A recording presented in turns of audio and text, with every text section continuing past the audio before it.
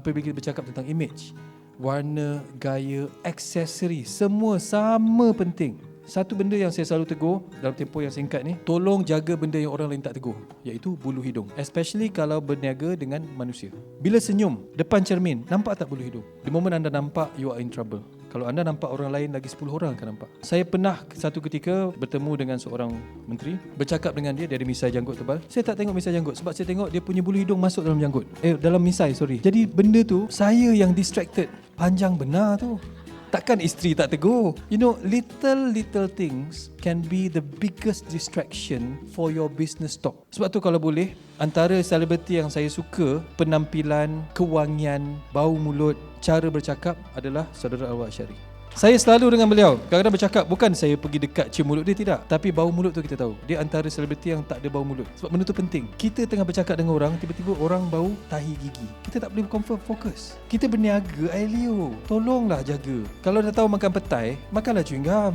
Kalau dah tahu tak gosok gigi, tak minum air 3-4 jam, minumlah air sekejap sebelum bercakap dengan orang. Little things. Kita perlu bandingkan diri kita dengan orang yang kita tak tahu dia siapa, supaya kita tidak menilai dengan cara yang salah. Saya yakin anda semua dengan background yang berbeza. Kalau boleh saya ceritakan, ibu saya daripada keluarga seorang penori getah. Ayah saya daripada keluarga seorang peniaga mi goreng dekat Alustar. Ibu saya di Negeri Sembilan, ayah saya daripada Alustar. Saya lahir di Negeri Sembilan. Saya dah pernah rasa bagaimana 6-7 tahun tidak ada langsung peluang untuk tukar kasut sekolah, tidak ada langsung peluang untuk tukar baju raya. Rumah saya banjir hampir setiap minggu sebab rumah saya di tepi longkang. Tapi orang tak tahu cerita sedih tu. Yang kita tampilkan kebahagiaan sentiasa. Sebab itu saya sering sarankan kepada usahawan dan peniaga-peniaga, jangan lontarkan emosi dalam social media. Jangan lontarkan ketidakpuasan hati tentang pekerja, tentang pasangan, tentang orang yang berniaga sama dalam social media. Ada beberapa tweet dan juga Instagram post yang saya tengok, apa tahu dia tulis, aku menyampah betul dengan peniaga sebelah. Tiap-tiap hari ramai orang ingat dia bagus sangat, tapi dia letak dalam Instagram IG story. Tak perlu. Kalau tak ada apa yang nak berkatakan yang baik, you do not have to post it. Itu juga image, itu juga penampilan. Sebab kalau bercakap tentang penampilan, kita ingat pakaian semata-mata. Tidak. Personality juga penampilan. Attitude juga penampilan. Personality susah untuk diubah, karakter kita semua susah untuk diubah, tapi boleh dibentuk. Tapi attitude di dalam social media boleh mengganggu gugat perniagaan kita dan barang yang kita jual. Saya tidaklah hebat sangat tentang agama, tetapi pegangan itu kembali kepada ajaran Islam. Tidak kira apa agama, agama Buddha lah, Hinduism lah.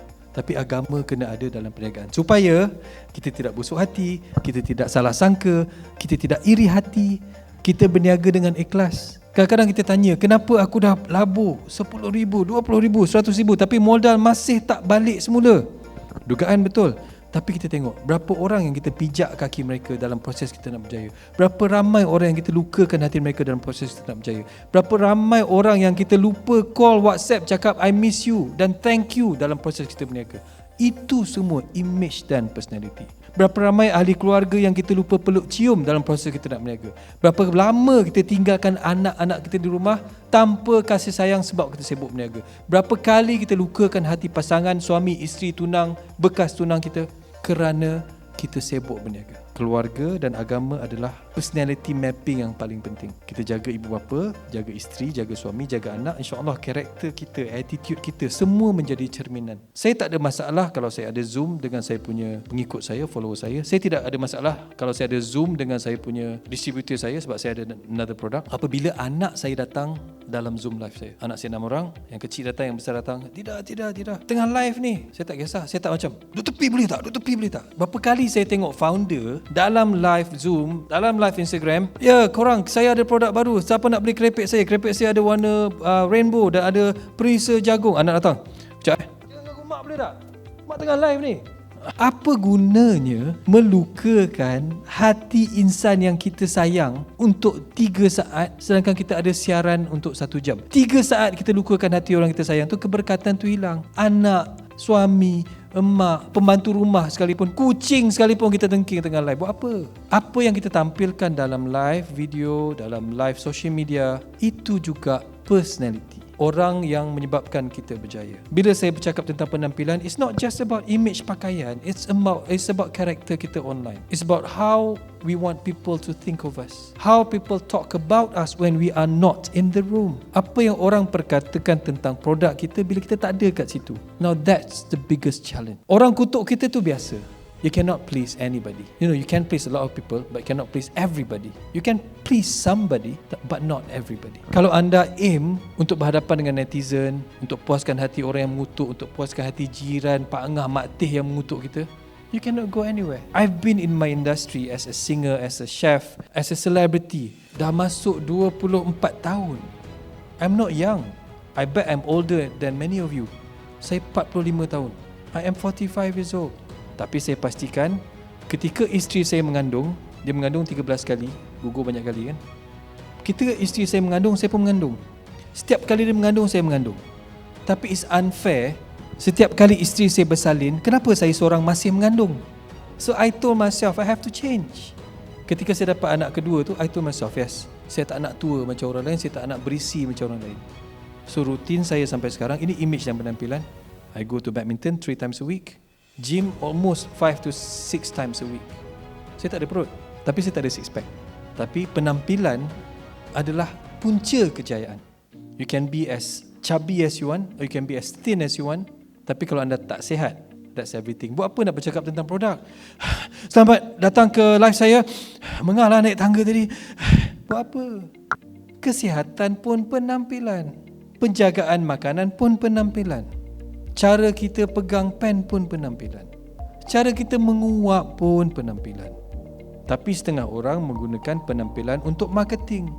Contohnya, sahabat saya juga, Datuk Sri Vida. Kalau anda jumpa dia kat luar, she's a normal person. I met her so many times. Dia a proper person. That's the best word, proper. Tapi dalam social media dia, gelak dia macam halilintar. That's how she market herself. And you know that every single time, dia akan bertanya, hari ni nak buat viral apa? Besok nak buat viral apa? Because that's how she market the product. And jualan dia hebat lah. Do you want to be like her? Or you want to be like Alif Shukri? Or you want to be like Nilofa? Or you want to be like Fazura? Tak bercakap apa, pump, tudung keluar, berjuta-juta jual. Tiada kontroversi. You have to decide. Now. It cannot be tomorrow. Makeup dengan confident tu benda yang berkait rapat. Jadi pernah dengar tak pepatah yang mengatakan give the right makeup product to woman, then she will conquer the world.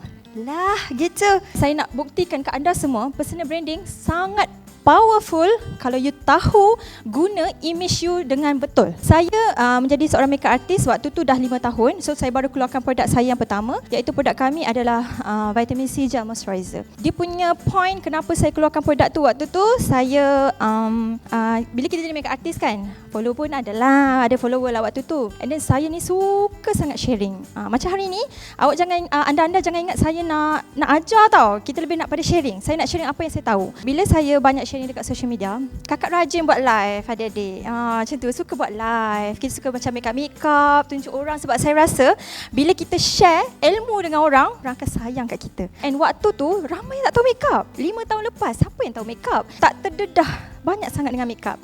So setiap hari bila saya buat live, saya buat makeup. And then bila kita post gambar, orang tanya, pakai mascara apa tu Kak Faz? Cantik lah, foundation apa tu? Kita pula share. Okay, macam nak buat kening yang betul, you kena macam ni.